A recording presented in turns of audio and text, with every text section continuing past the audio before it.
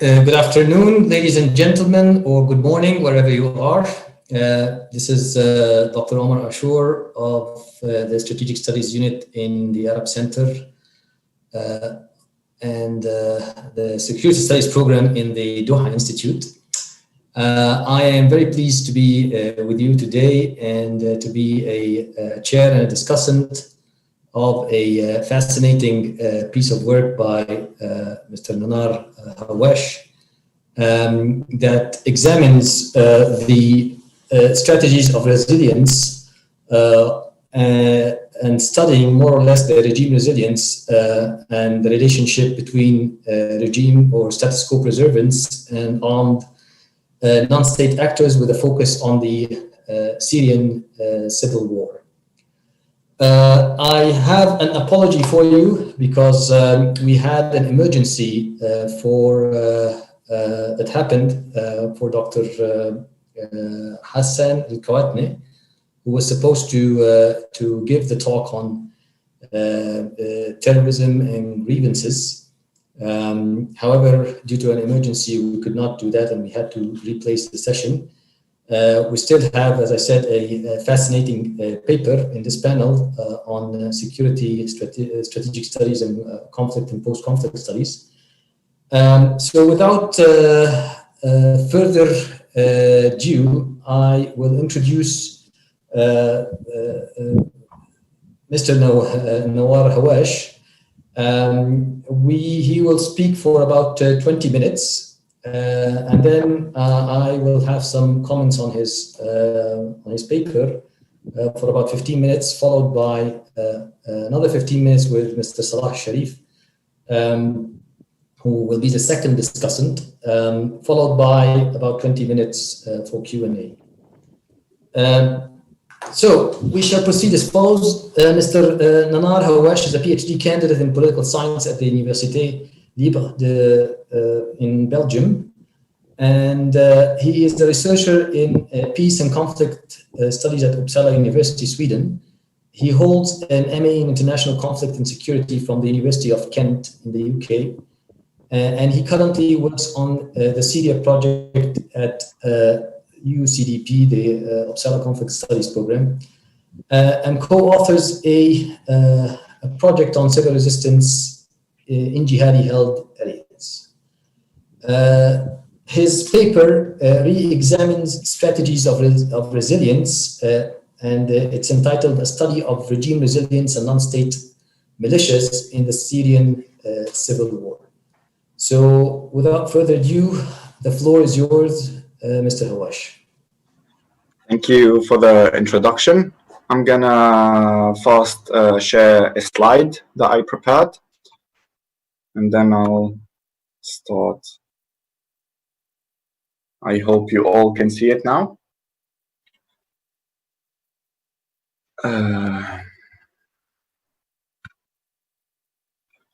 So again, thank you, Professor, for the introduction.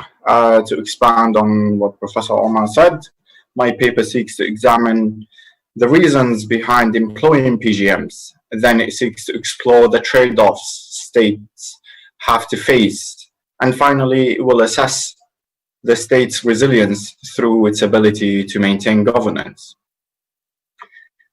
As you are seeing in the overview, in my presentation, I'm going to give an overview of part of my thesis, which looks into the role of PGMs, pro-government militias, in the Syrian civil war. The slide shows the structure of both the introductory and the first essay of my paper. This presentation will be split into four main sections.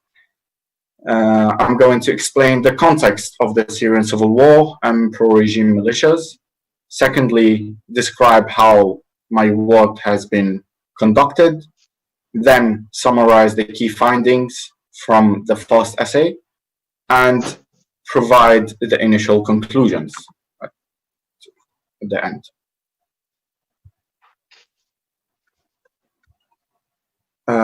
Historically, pro-regime militias have been prominent feature of conflicts worldwide and crucial resources in launching counterinsurgencies or securing colonial lands. The use of PGMs in the Middle East can be traced back to the Ottoman Empire with the creation of bandits. The Syrian state's historical use of PGMs goes back to the 1960s. The Syrian state not only delegated the use of violence domestically, but also the phenomenon was an integral part of its foreign policy and international war-making efforts.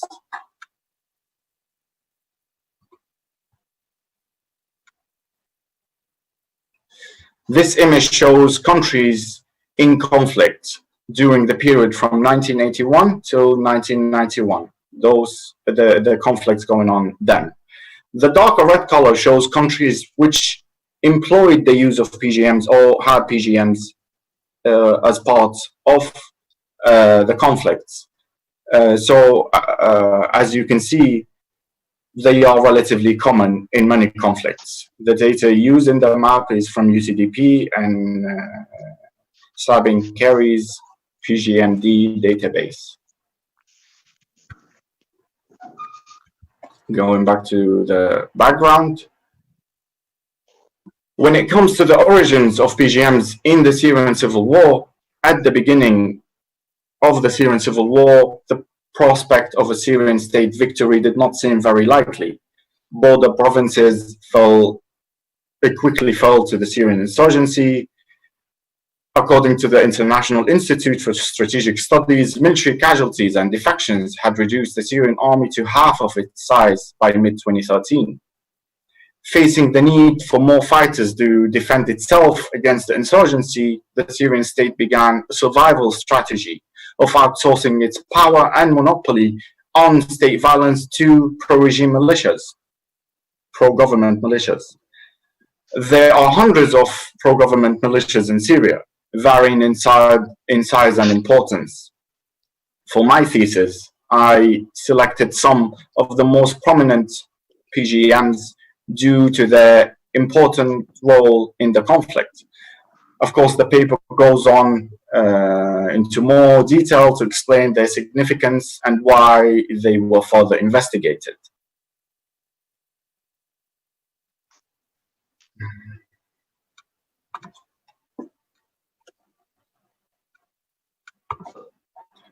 Political scientists have traditionally emphasized the nation state as the basic building block of the modern world. Mary Kaldor and David Kilcullen and Ariel Ahram challenged this tradition, though by offering new lenses through which to view the modern world, and in particular with which to analyze recent and future conflicts. My paper compares the work of these authors, among others, and looks at how they explain contemporary warfare. Common themes can be found, such as the rising prominence of non-state actors, the increasing global connectivity, and the information revolution among the other worldwide patterns. The rise of network digital connectivity and the low cost of communication devices is increasing global connectivity at an unprecedented level. This has led to an increasing prominence of remote controlled warfare due to the ability of non-state actors to employ communication technologies and access external financing sources. Looking at comparative warfare methods, previous research on PGMs shows the divide in literature when weighing the advantages and disadvantages of employing them. On the one hand, scholars agree that PGMs can serve as a low-cost alternative for regular forces. On the other hand, many scholars argue for the use of PGMs as an indicator of state failure.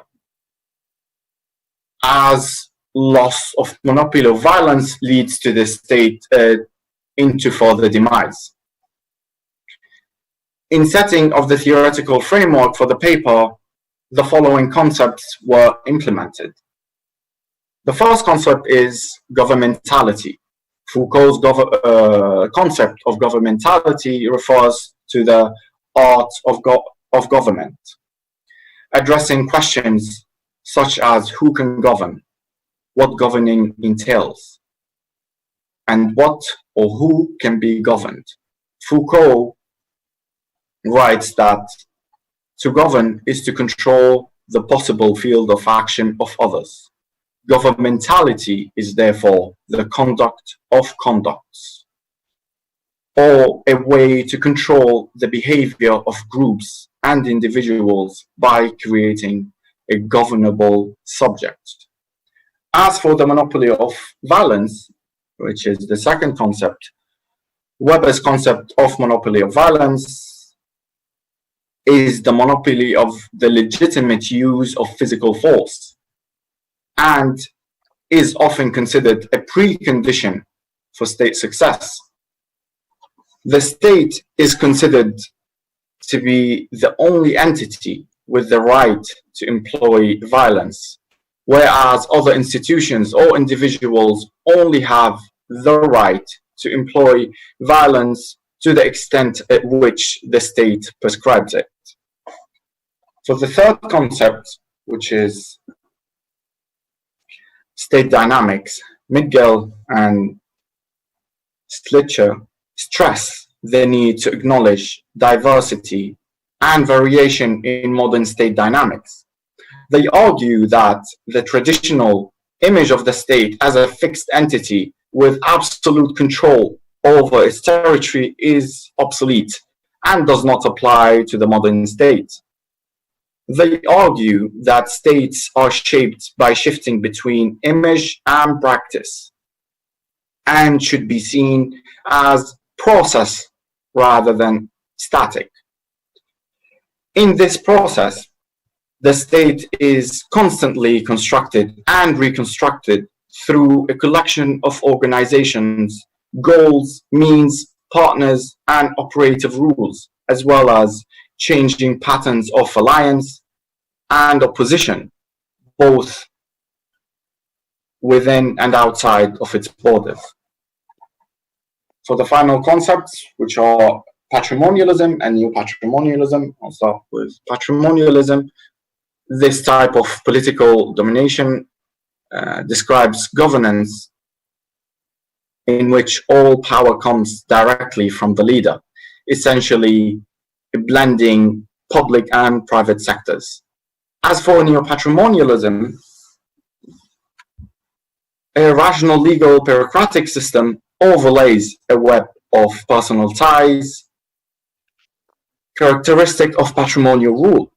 Thus, from the outside, neo-patrimonial state looks like a modern bureaucratic state with a formal distinction between private and public spheres. But in practice, patrimonial logic affects the functioning of the rational legal system without entirely overtaking it, thereby illuminating the insecurity of state institutions and agents. All these concepts guide the study in exploring the use of PGMs, the Syrian state's trade-offs, and ultimately resilience through the Syrian war. Together, they help provide an understanding of governance and power relations regarding both PGMs and insurgents, as well as what measures states take in order to maintain control over a territory and what motivates the state to enter partnerships with non-state actors.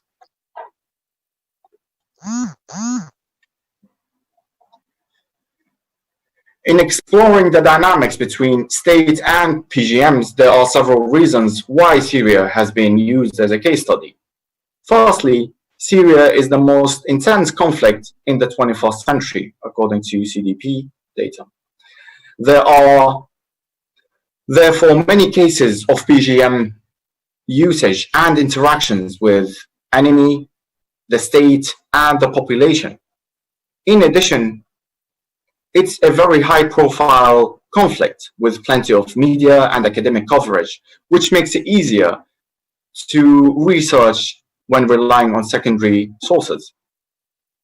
Secondly, Syria has a centralized, highly capable army with a vast arsenal, the sixth biggest armor fleet pre-2011. As I mentioned earlier, the Syrian state has a history as well of using PGMs in previous conflicts, both domestically and regionally.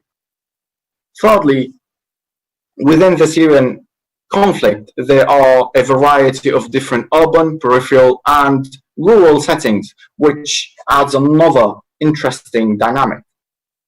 And lastly, on a personal level, living in Syria throughout the conflict allowed me to build up a considerable knowledge about the conflict and establish a strong network. Due to this experience and network, in this dissertation, I am able to draw on interviews and field research, which provide in-depth information on the usage of PGMs in practice and their interaction with other parties. In addition, data from Uppsala Conflict Data Program, UCDP, will support the findings.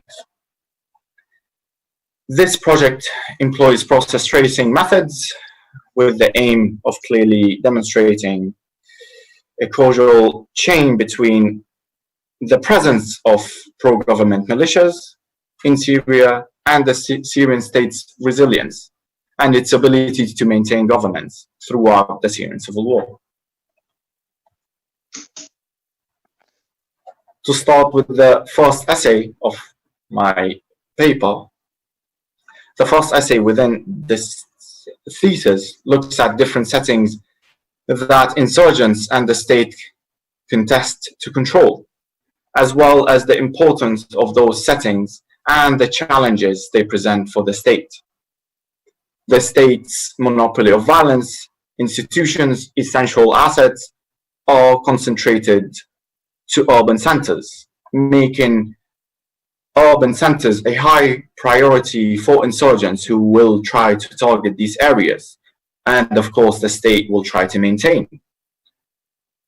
Outdated public policies focused on urban centers on the account of rural areas increased migration to peripheral areas, only to later share the same fate and amount of neglect as rural areas.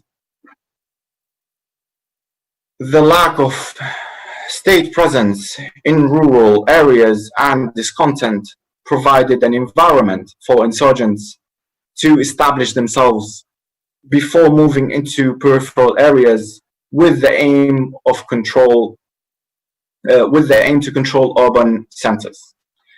Taking these settings into consideration, the first essay looks at PGM's employment on the battlefield, the reasons behind it, and its effects. This is done by presenting warfare typology, which is used to determine the success of PGMs in comparison with regular forces on the battlefield. Going into more detail on those concepts, states tend to adopt self-serving, biased, redistributive policies that favor urban concentrations. States take from rural and peripheral areas and transfer resources to urban concentrations to reduce the likelihood of protests in key centers. This also increases discontent in the disadvantaged rural and peripheral settings. Neglected peripheries are prime areas for insurgents to increase their acquired strength.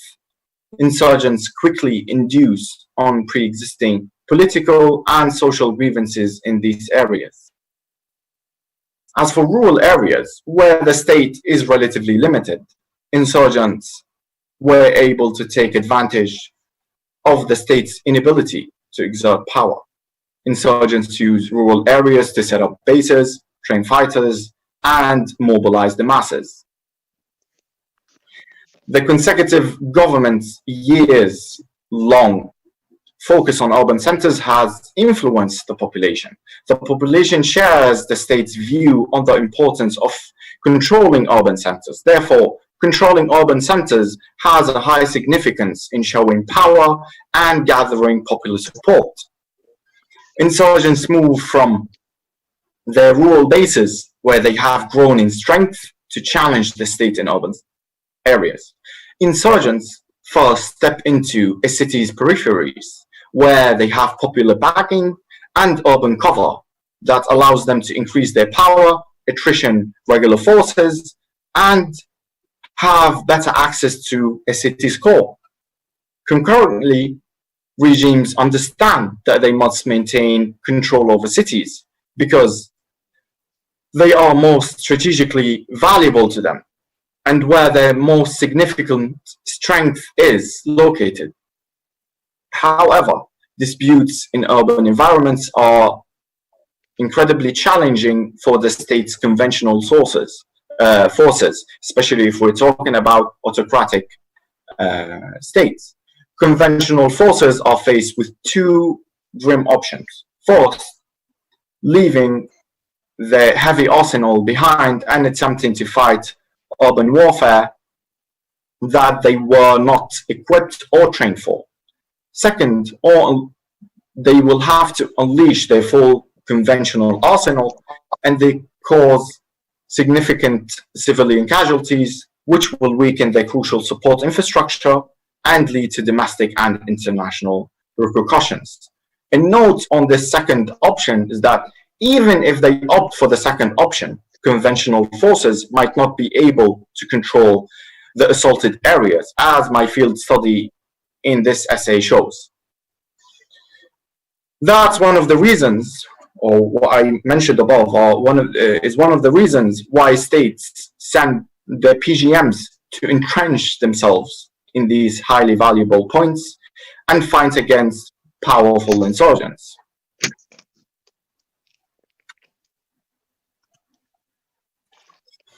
After looking at different settings and their requirements, it's also important to consider different types of warfare, from conventional to irregular, and the effects they have on power dynamics.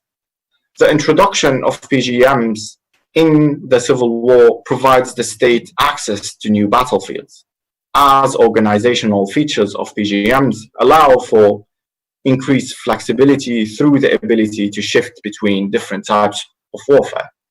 This section demonstrates the influence of PGMs in shaping military dimensions of civil wars through their impact on the power and fighting styles of the conflicting parties.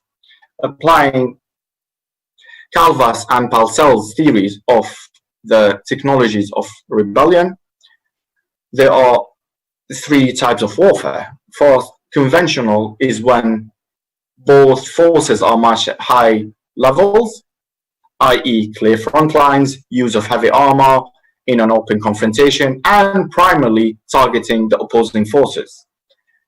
Second type of warfare is asymmetric warfare, which is when one side's technological levels are low while the others are high, which means one side uses irregular tactics while the other uses conventional tactics. Symmetric non-conventional, which is SNC, it takes place when both military technologies of state and insurgents are matched at low level. Both use irregular tactics, both players. Irregular tactics, summarized definition, are the tactics that favor indirect and asymmetric approaches to erode an adversary's power, influence, and will, according to Larson. In contrast to high level of military technology, low level implies that the forces are not well defined, lack heavy armor, and rely on irregular tactics and unconventional warfare.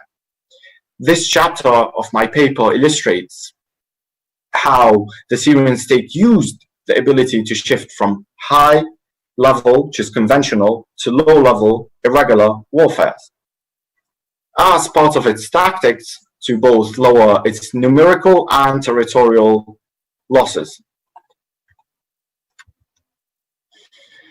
My paper then explores two main theaters of war in civil conflicts and how PGMs shifted between conventional, asymmetric, and SNC warfare. We exceeded the time, but I'll give you 3 more minutes. You can go a bit faster. I'll give you the main. Yes. So in the first chapter, the urban chapter, it has its requirements, and it forces the regime to adapt to SNC warfare. As for the rural theater, the PGM's ability to shift from conventional to irregular and back allows them to shift back to conventional and fight in rural theaters according to the rural theater, what the rural theater demands or requires. And in this section, I introduced strategic defensive lines, SDL, and civilian defensive lines. Let me go to the conclusion. As you can see, I set up to answer the battlefield-related part, why autocratic regimes employ PGMs. As I revealed that insurgencies spreads to urban areas, and the state remains disadvantaged and immobilized in urban concentrations. 2, the use of PGMs mitigated the loss of governmentality by extending the legitimate use of violence to include PGMs. PGM's ability to operate in urban and rural theaters allowed them to accumulate the state's monopoly of violence. As a result, PGMs facilitated the state's main objective, maintaining control of urban cores in different aspects, which further explains why the state resorting to use PGMs. As for the upcoming chapters, which that's where I conclude, this dissertation's upcoming chapters or essays focus on PGM employment beyond the battlefield. That's 1. 2, the trade-offs the regime faced when employing PGMs, and lastly, evaluating the regime's resilience through its ability to maintain governance through the civil war. And I end with the last slide, which is this map. As you can see, the highlighted color represents the use of PGMs right now in 2020. As you can see, it's very widespread, the use of PGMs in comparison with the conflict, even with the previous slide. And that's my presentation.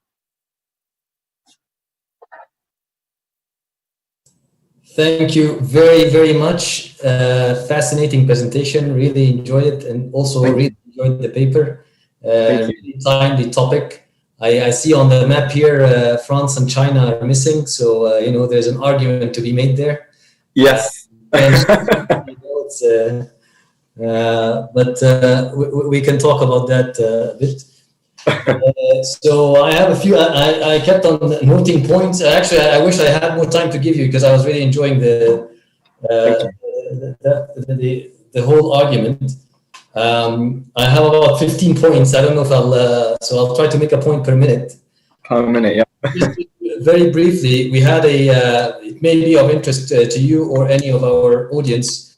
We had last February our last offline conference. Well, it was a hybrid conference, like hybrid warfare. So we had some people coming online as well, and the title was "Militias and Armies: The Rise in Combat Capacities the rise in combat and political performances of armed non-state actors and I got it wrong, but it was armed non-state and state actors. So a lot of what you've mentioned was kind of discussed. Obviously, Syria featured significantly in that conference. It was organized by the Arab Center, the Arab Center Strategic Studies Unit, and Syria featured. And part of the interplay was actually the Syrian army. It was, I think, two papers presented by Hamza Mustafa and Gregory Waters. The idea was that the Syrian army itself had to decentralize and become and acted as a militia. So the army transformed into militia politics and militia organizational structures in a way. So what you have, the command and control is about the regional leader, the direct commander of the unit, the battalion or the brigade. Sometimes even division level. There were no divisions anymore. It was all like battalion sized or brigade sized, or lesser, something like a company sized. So in a way, you had this dynamic, and I thought it was fascinating, but it was replicated elsewhere, as we know now in comparative perspective, like on actually 4 or 5 continents. The other thing is, so that may be of interest for any of you who are interested in that subject. You can follow it up, but also we have like a forthcoming strategic paper published by the center as well, focused on the how militias are becoming a more armed non-state actors in general, whether pro-regime or anti-regime, are becoming more and more militarily effective and combat effective in a way, and how that rise has happened. And it fits right into why would regimes, whether democratic or autocratic, by the way, we have the long list, it includes both sides. Democratic or autocratic states are either in alliance. There are like 99 shades of alliances or friendships. So from complete proxy, part of the state system de facto, to an alliance or a partner or an ideological affiliate in many ways. But in many ways, the armed non-state actors are fighting side by side with armies, hybrid warfare, classic, or fighting against them. In many ways, or armed non-state actors fighting against another armed non-state actor. One is independent, one is following the state. So in that sense, the picture is a bit is also fascinating and merits some explanations. The third part is basically about how the militia management process. Like I have one of my graduate students in the program, in the security studies program, is writing a thesis on militia management, basically. So there's a part of how the militia, the state, is managing multiple militias in different countries. And that whole process, how is it happening? You explain the whys. There are still the hows, because the whole process of training, financing, managing the alliance, because again there are like multiple shades, almost 99 shades of alliances, how close, how far, the reasons for that alliance, the whole management process, and of course we have a Quds force, which is by itself a case study, fascinating case study on how to manage multiple armed non-state actors in various countries with a mix of incentives, inspirational elements, financing, training, and so on and so forth. And the interaction is mutual. Like they sometimes train them, sometimes they train the host force. The case of Hezbollah is probably the most clear example of how whoever you supported in the beginning can basically outrank you militarily in a way. So this is how far did I reach in my points. One question for you, and note that question, is the case selection, like why the Syrian case? Because actually the regime is probably the Syrian regime, this is an argument or an opinion. It is one of the worst militia managements, or militia managers in a way. It did it out of necessity as a last resort, but it prefers pretty much centralization, command and control. That's one of the reasons, they kept on losing from 1948 till, including 73, is that they need to hire someone who is loyal to the regime, very loyal to the regime. They cannot give a division commander unless they are so loyal. So that's why they had divisions the sides of field armies, because they basically put multiple divisions together and put someone above them who's loyal to the Assad regime. So they're not very fan of decentralization. They're fans of strict centralization, but obviously they needed to fight better and need to perform better when during the war, so they had to decentralize. So they're not the best. You had the Iranians who are very good at it. You have now the rising Emiratis who are hiring in a different way. They have the resources, but they're not very good in management. But they have the resources. They have a lot of money, so they are more or less hiring militias here and there, including elements from some of the notorious groups like Al-Qaeda and so on in Yemen. So we know that from the situation in Yemen. You have the Russians who are like super masters. They go back all the way to the Soviet Union, World War II. Before them, Nazi Germany, which was extremely effective, especially in Eastern Europe. Obviously, before them was the Napoleonic Wars, again, extremely effective in hiring militia. So in a way, what you're saying was the norm. Like the exception was the creation of national state institutions as armies. So this is the exception. Historically, the norm was actually hiring militias from here and there and fighting for the empire or for a larger entity in a way. But back to the 20th and 21st century, the Russians, very clear, the Russians were actually fascinating in a way that they hired militias who used to fight against them. So you have some of the Chechens, the Vostok Battalion, fighting in Ukraine for the Russians. The Vostok Battalion at one point was firing at the Russian Federal Army in '94, like some elements of it, at least, the older elements of it. But now they are pretty much fighting for the Russian army in Ukraine. So it's like in a way, I think one of my colleagues compared it to the Sahwat in Iraq, being employed by the Americans to fight maybe in Colombia or somewhere else. So they kind of internationalized the militias that they have created in a way. So one question for you is the case selection. Another question is like there are certain concepts that are very popular, let's put it this way, and maybe effective as well in explanation. Like maybe we have like some scholarly value that are quite around, including concepts like hybrid warfare. Concepts such as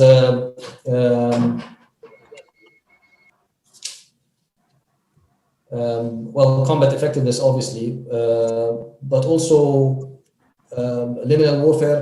Concepts like the loss of strength gradient. The further you move from to the periphery, to the rural areas, the more the state loses its power. That's Kenneth Boulding in 1962. So. Older one, modified in 2018, I think, by Sebastian Schutt, the loss of accuracy gradient. No, you're saying no. It's not the strength that gets lost; it's the accuracy that gets lost. So the state cannot kill effectively once you're far away in the periphery. So these concepts are like very much, shape the literature, at least in the, let's say, the geographic centric explanations of how militias fight in a way, and how insurgency and counterinsurgency is conducted and is affected by the environmental variables. So yeah, these may be very useful for you, and I don't know if you want to comment on them, or maybe you looked at them and did not want to use them in the end. Final 2 points is one on the urban versus rural, and you mentioned that, I think you referred to Kilcullen, and clearly the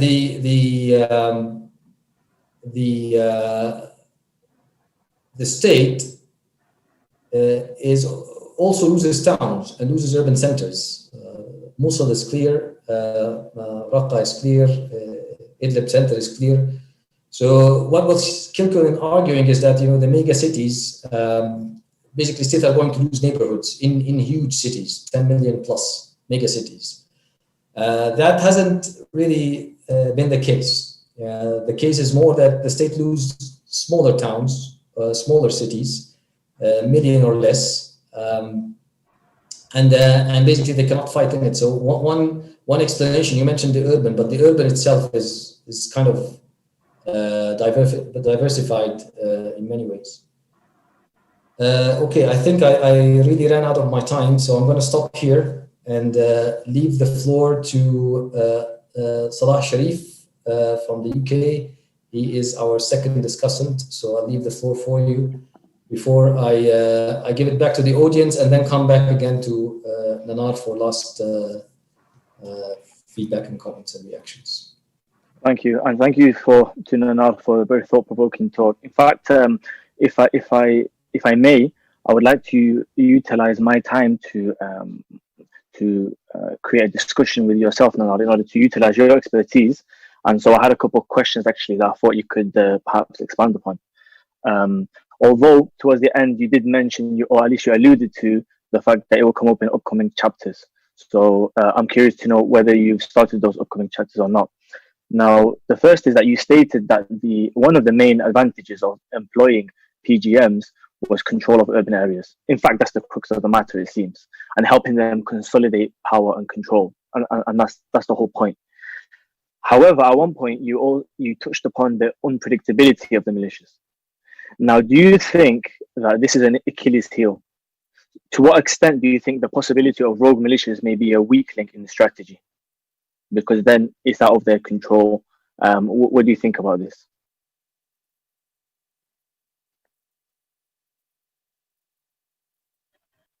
Shall I answer now? Or Go ahead.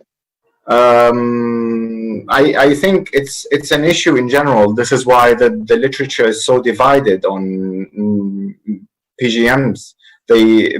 As you argued, that it's a very high risk of them turning rogue, and that's what I'm going to face in the trade-off section. This is what I'm like to kind of answer to this argument, or look at this argument,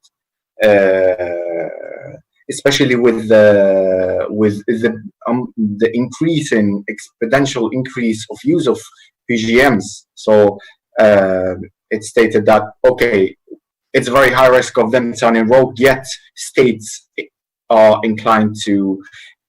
more inclined to use them as. So I will answer this in the upcoming section, but I don't know if it's enough to. Yeah, I mean, I have two essays about it. Okay, because even related to this, my second question is almost like an extension of the first, because have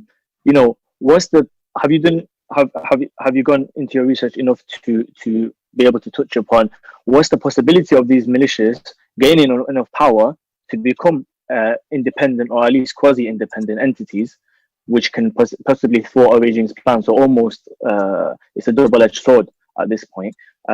Is that a possibility?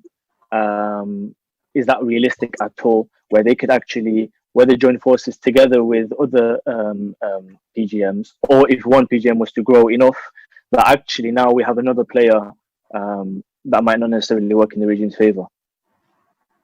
I will talk about, that's why I mentioned, that's why I got different types of PGMs. Like I specified, I got different selected cases. I have one of those cases where I address this question: what if this risk is high and it's likely to happen? What's going to happen? And it happened in the Syrian context, where there was a high risk, and those militias were unpredictable, let's say. Yeah. What did the regime or the state do to counter that? Sure. Yeah. Okay. And finally, and I don't know how realistic this is, so this is more of a curveball of a question, but could an opposition tactic be to negotiate with these militias against the regime? Because I guess when you're exponentially increasing these PGMs or utilizing them, it's much harder to vet their loyalty. And this is what what Dr. Omar he mentioned earlier, was that the Syrian regime, they really wanted to centralize simply or solely due to the loyalty aspect of it. So when you have all these PGMs popping up, you can't, it's much harder to vet, especially in a time-sensitive thing like this. So if you're having wavering loyalty, or perhaps people motivated by other things such as money or power, could an opposition tactic be to target those militias? Of course, that's warfare. Like, you do something and the opposition that counters that. There is also this effect, like this a chance. And I think your question is very interesting. It can be like a research on its own, because I keep thinking, like, what could they do, insurgents, to counter what I'm trying to look at? I'm looking at it from the regime's side, of course. And I think the state has been aware of this risk. Like, to answer it in a very short manner, the state has been aware of this risk. That's why in Syria, for example, they are layering, putting different layers in a battlefield. So, like, first section, it goes back sometimes up to 5 layers. And right now, according to what I'm reading and my research on Libya, it's kind of happening, and that's the Russian experience is transformed there, because as you can see in Libya, there's a lot of side switches that's going on in comparison with Syria.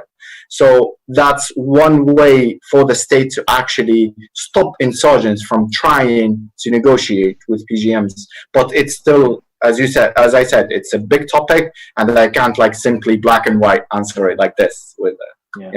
No, thank you very much. Thank you.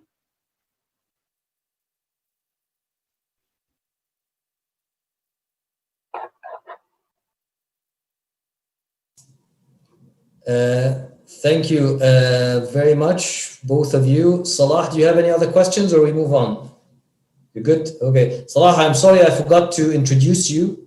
Dr. Salah Sharief has a PhD from the University of Leeds, and he researches dehumanization of drone warfare. So it's another fascinating topic that we had a whole panel about in the last Security Strategic Studies conference, where we had the author of the drone handbook, basically, all kind of drones. Dan Gettinger was giving a fascinating lecture about it, and how it's mainly used by armed non-state actors to enhance their combat capacities in many ways. And it's also part of that subject of my new book on how ISIS fights, which has also a lot of sections on how they use drones in 3 cities, in Mosul, Raqqa, and Sirte. They didn't use it yet in Egypt, but we shall see. Okay, so I have a few questions. But first, Nanar, would you like to come back to any of the issues I mentioned, or? Yes. I would love to. So before you kind of started asking questions, you mentioned that explaining the hows, and to answer that, the hows are explained when I address the trade-off section. Those are when I start answering the hows. I look at how the regime dealt with the hows. Yes. And why the Syrian state? I think what I said earlier, of course, but to add to that, I think you kind of answered it. You kind of answered it yourself. It's a state that actually resorted to the use of PGMs out of necessity. It's not a state. That's why I went for the Syrian state. One of the reasons is that they have a centralized army. So this makes the question, this begs the question, why, if you have a centralized army? If you didn't, the answer is very simple. Well, you don't have anything. But if they have a centralized army, and as you said, they are unbelievably inclined to over-centralization. You gave a great example of a historical example. But to add to that, which you kind of also touched upon it yourself, the Syrian conflict includes both Russia and Iran, who have been very known and well experienced in using PGMs historically. So it goes back they've been very successful at it, if I may say, or at least when they weren't successful, we can learn from their mistakes. So when those two players are standing behind the Syrian state, it's very interesting to know, well, why did the state employ PGMs? And the third one, I think it wasn't really a question. It was a thank you for the suggestion, and I'm definitely gonna check those concepts, and I'm gonna email you to like send me some more specific literature. I'm very interested, and thank you. No worries at all. Excellent. Thank you so much. So I have now a few questions from the audience. First, what is the difference between social sciences studies and military studies in regards to, I guess, conflict in general, but conflict in Syria in particular? This is by Hamad bin Abdullah al-Husseini. Al-Hwasni.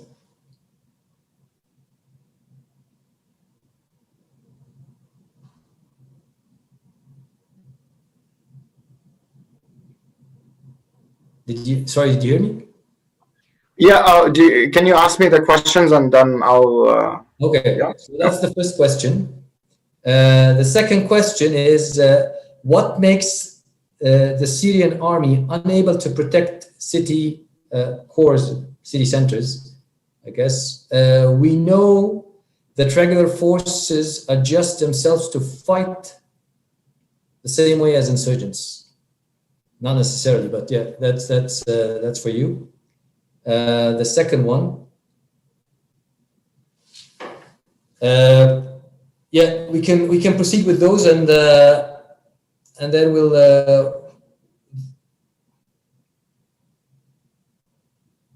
There's a third one actually. Okay, so you mentioned PGMs fight 3 types of warfare. We know in conventional warfare the aim is to control territory. To what extent the Syrian authority can control the loyalty of PGMs? I think that was similar to what Dr. Salah just mentioned. And then Salma Nashif,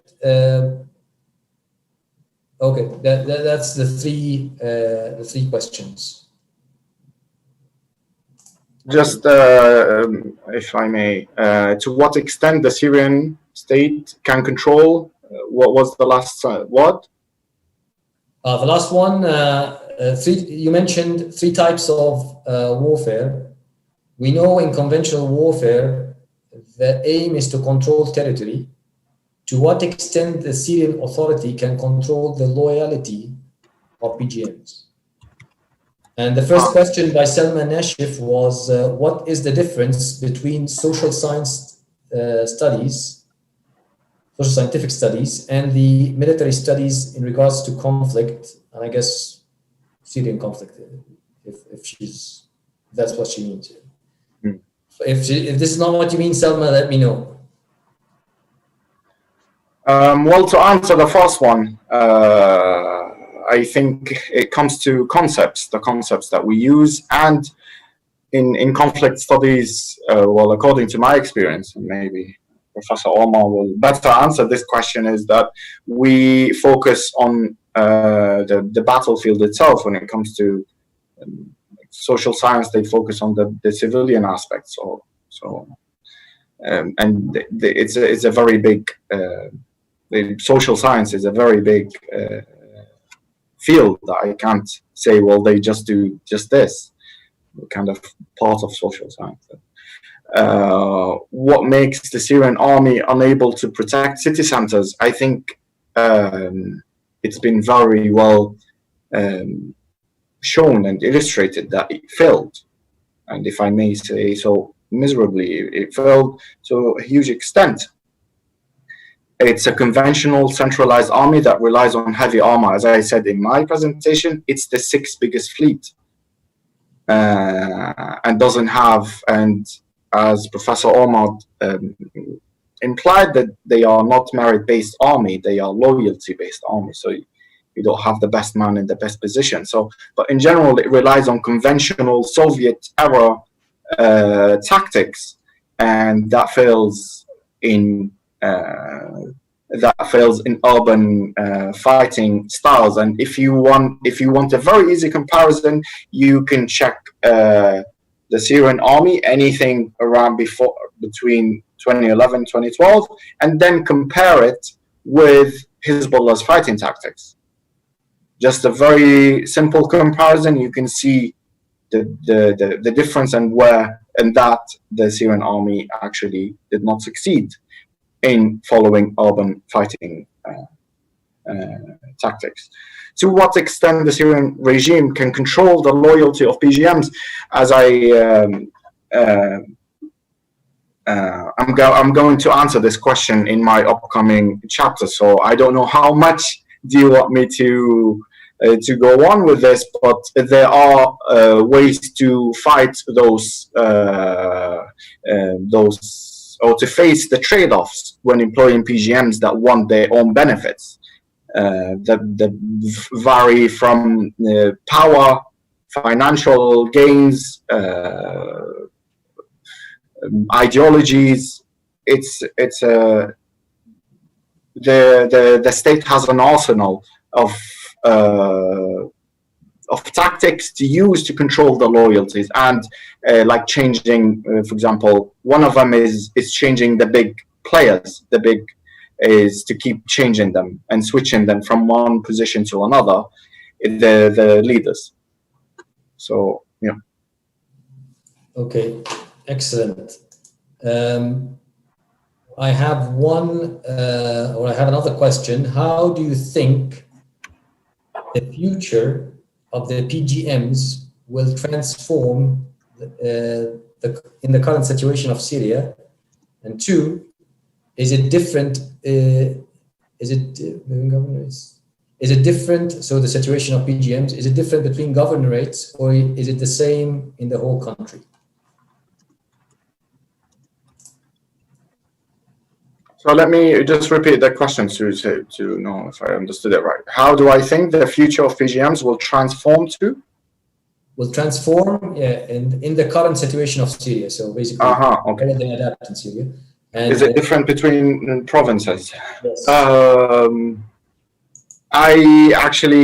was part of writing a piece about it in Klingdale's, the future of PGMs in Syria, and maybe you can.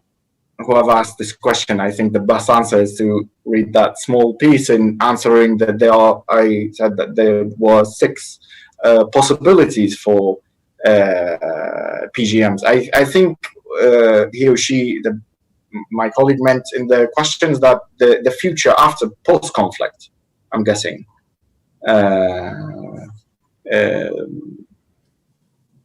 I think there are several possibilities that may happen, but it relates to different variables. For example, foreign intervention. You have Russia and Iran. They both want different things. One of them is trying to put its influence on top of the other, while the other is trying to maintain its objective or strategic objective. So Iran, for example, wants even more PGMs and less centralized, while Russia now is leaning towards more centralized army and getting and just not using PGMs anymore, because for Russia, historically, they are a necessity. You use them and you get rid of them. That's a bit overgeneralized, but it differs. That's okay. Excellent. I don't think I have any more questions. The last 2 bits you asked me to comment on is about the social sciences and the military. Obviously, you've mentioned basically social sciences. There is no clear-cut lines, right? Like social sciences basically tackle multiple facets, from psychology to sociology to politics to even the economy. The political economy of conflict and security, the developmental aspects, and so on. The military is focused primarily on the military side, on the tactics, operations, strategies. But obviously, the military, is in the end, like Kosovo said, it's politics basically with other means. So you also have to address the politics. If you're doing a counterinsurgency, you have to address the development if you want it to be successful. One of the funny stories is you have like multiple company to brigade-sized officers leading, water cleaning facilities in the middle of Afghanistan. No infantry or artillery officer got training on how to run a water cleaning, project in the middle of Afghanistan, where he doesn't understand anything about the language but he had to do it, part of the military, So yeah, the specialization here is a bit of interdisciplinary and transdisciplinary dynamics. So there's no clear-cut lines, but there is focus and specialization. So you'll see that quite clearly. And one issue about the Russians, I may have a different, I could be wrong, but I'm from my observations, I think they're going more and more towards actually what they call liminal warfare, what the Chinese call now unrestricted warfare, which is basically absorbing of militias worldwide, or exporting their militias. So if you look at the Wagner Group, which is a brigade-sized company, which is not technically a party of the Russian army. Many of them are veterans or former veterans who fought in multiple conflicts, showed skill, so showed combat effectiveness, and now deployed all over the world, fought in Ukraine, fought in Syria, fighting now in Libya, or fought in Libya and then may fight again in Libya. So we'll see more of that. Chinese are doing the same thing. The Chinese wrote about it. Obviously, the Chinese wrote the whole book, since Sun Tzu till Xiao Liang. They wrote the whole books on how to fight hybrid warfare, which now the updated term is unrestricted warfare. Wrote an edition of the 1999 book, so a modified edition because it was not good enough in 1999, which I thought was very good when I studied in my PhD years. So I think this will continue. So your work you'll have your work cut out for you, and any specialist on that subject, because apparently it'll be the new norm, or back to the future if you wish, if you look at it in a different perspective. Nice comparison. Yes, in a way, yes. Okay, so I will stop here. I have to thank Nanar very much for his excellent presentations, and thank also Dr. Salah very much for his discussion and commentary. We will take a break and we will be back here in 2 hours and 15 minutes. So 6 p.m. 1820 Doha times. Okay. Without any further ado, thank you very much again from the Arab Center and from the organizers of the Arab Graduate Student Conference, and from myself, Omar Ashur, and see you guys in 2 hours and 20 minutes. Cheers.